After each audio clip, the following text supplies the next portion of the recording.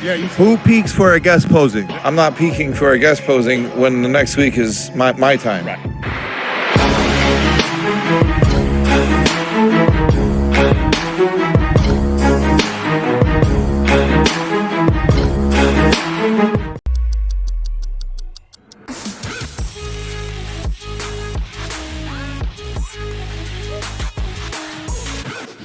Hi guys, welcome back with the 2024 New York Pro complete lineup result of 20 contestants.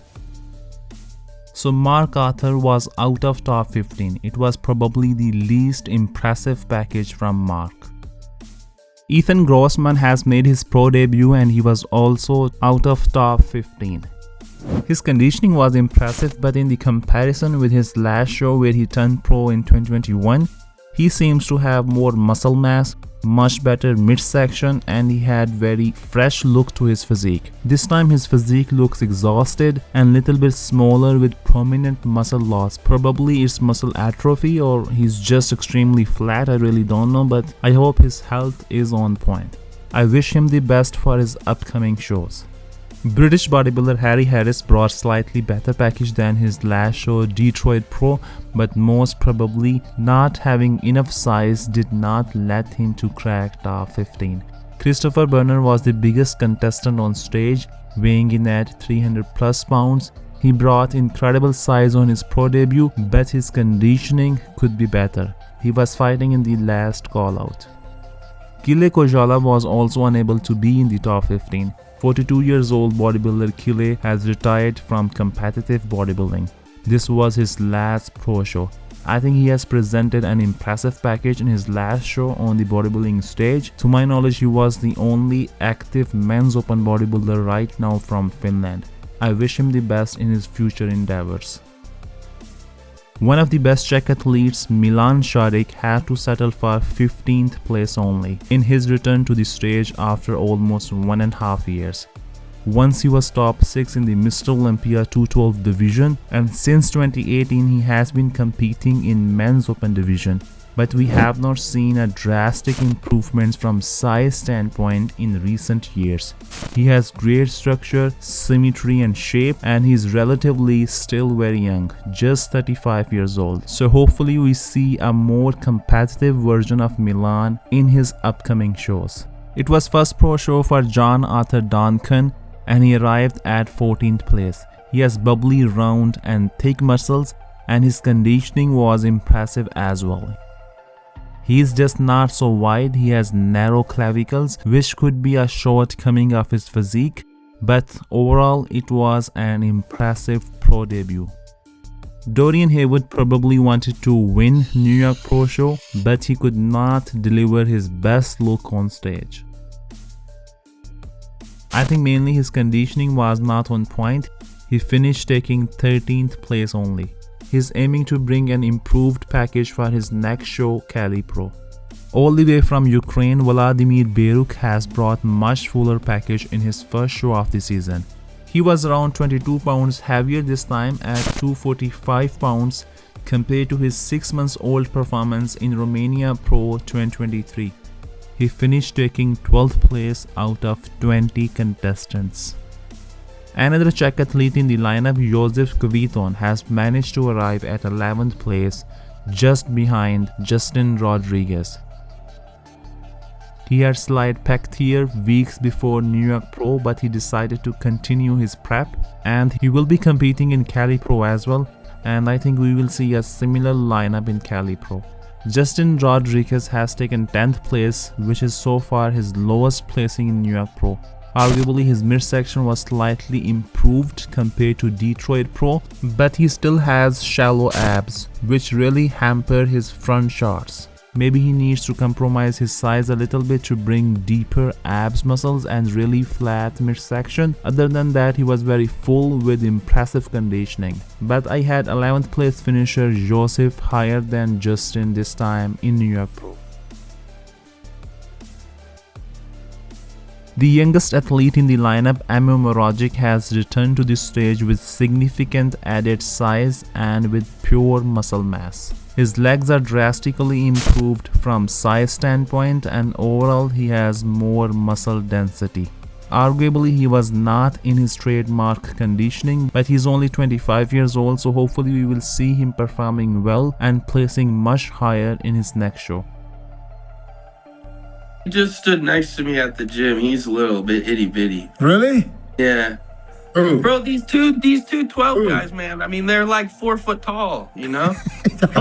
42 years old Spanish 212 bodybuilder Angel Calderon has defeated 12 contestants in his entry in men's open division. His midsection was not completely flat, but he showcased sheer amount of mass with his short height physique, and his conditioning was top notch. From my knowledge, he did not have really complete off-season to put on real quality mass to fight head-to-head with the big boys, but he still had an outstanding performance, finishing behind the German sensation Tim Budesheim at 8th place. Angel and Tim has equal points, but as per the rules, Tim was leading in the finals, which led him taking 7th place in the contest, whereas many fans had him at higher place than 7th. Tim has presented probably his best look on stage this time. In the comparison with his first New York Pro show, he's sharper, he's bigger, grainier and harder, and his back has significantly improved. I only complain his midsection, his abs are not deep enough in my opinion.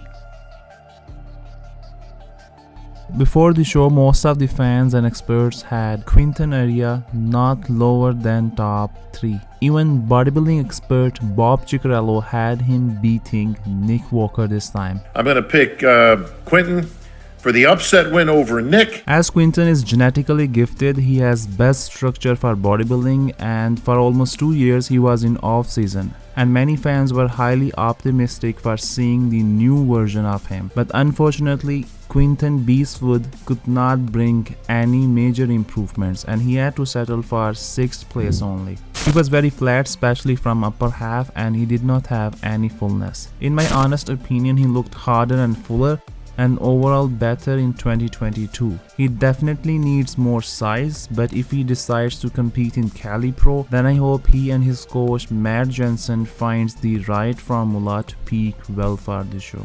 I personally had Angel and Tim Budesheim higher than Quinton, as they were more balanced with much better conditioning and fullness. And also one of the best European coaches, Stefan Kinzel, did not have Quinton at 6th place. For this competitive field, he's too small and he's too soft and he had no pressure. So honestly, I would have had placed him more back. Christian Wolski has impressed me the most in New York Pro. He has made some drastic improvements since last year, especially his back has more density and details compared to his last year performance. His conditioning this time was on point, although he still needs more chest development, but he has brought definitely his best package up to this point. He surely has huge potential, very amazing structure and aesthetics, and I personally had him no lower than top 4.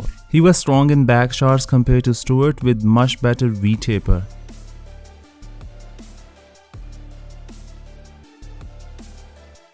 Inside and abs and thigh shots, Stewart was dominant, while I liked Christian in all other front shots. Although he was fading a little bit at the end of the first call out, but I still prefer his physique over Stewart's.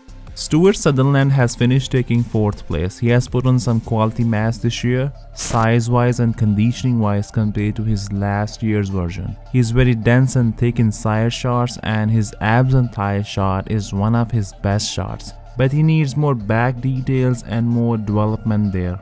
He is also coming in Cali Pro for Olympia qualification in few days. 2023 New York Pro winner Tony Burton dropped down to the 3rd place this year. He had great muscle bellies, beautiful shape and tremendous balance. He's just not big enough. So you think Tony is too small? Yeah, I do. Really? I do. Tonio was literally the size of my left leg. Compared to last year, there is no prominent size difference in his physique. Maybe he cannot put on a lot of size without compromising his midsection, his shape and aesthetics, but he still can work on improving his muscle quality and his conditioning. This time on social media, people have been widely accusing Tonio of using synthol in his shoulders, which I think it could be only site injections. Tonio is heavy favorite for winning Cali Pro. Martin Fitzwater brought his most improved package on stage and he was fully confident that he has the chance beating Nick. And also from judges' perspective, he has given a very tough time to the mutant Nick Walker. There was only 1 point difference in the pre-judging and also in the finals. I think Martin has highlighted some of the shortcomings of Nick's physique, like his structure, his wide midsection, whereas Martin has more proportional and well-balanced physique with better quads development. Nick did not have any prominent cross striations on his chest and shoulders, even he was super conditioned, whereas Martin was showing so much details and cross striations there, like his every muscle fiber was visible. On the other hand, I think Nick was very dominant from muscle mass standpoint. He was bigger, thicker and much wider than Martin. And in the most of the shots, I had him winning. Nick's midsection was almost under control this time, just little distension we could see during his presentation, which he surely can control. And although Martin has much smaller waist, but he does not have abs like Nick has. Very well developed, deep separated abs muscles. I personally like Martin's physique more, but Nick well deserved this victory. I think my best was displayed tonight, and then my best again will be displayed at the Olympia. And this was my best look to date. Nick believed it was his best look on stage, and it will be interesting to see what package he's going to bring to get his first Olympia title this year. So huge congratulations to Nick and his team for winning second time New York Pro title, earning $30,000 prize money and receiving his Olympia qualification. Thanks for watching guys and stay tuned for more bodybuilding updates.